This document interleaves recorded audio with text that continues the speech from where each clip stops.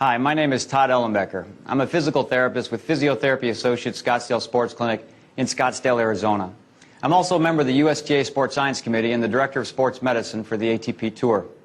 I'd like to share with you some ideas today about how we use a new product by TheraBand called the TheraBand Loop.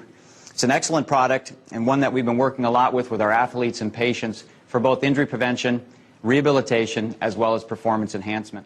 This is an example of a lateral band walk or monster walk. It's an exercise that we use for core stabilization training and strengthening of the hip.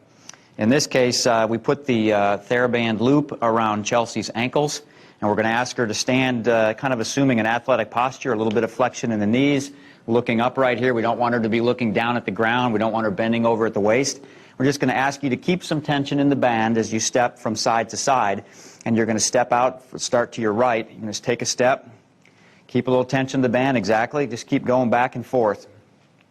And this is a exercise, again, that we would use with athletes and with patients in training, particularly for core and hip stabilization, focusing mainly on the gluteus medius.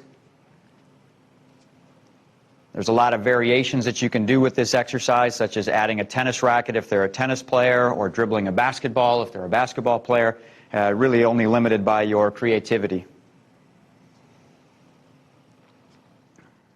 This is a quadruped exercise that we use during shoulder rehabilitation, and one of the primary applications is for scapular stabilization.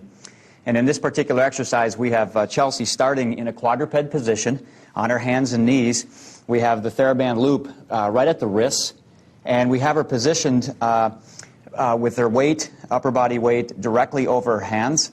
We want her to be looking just slightly ahead of her hands so that she's not extending the neck too much and putting undue pressure on the cervical spine. The other thing we want to do is we want to actually protract her slightly. So I want you to round your back up like a cat, Chelsea. There you go, right there. That's going to pre-activate the serratus anterior and get some more scapular stabilization and muscle function there.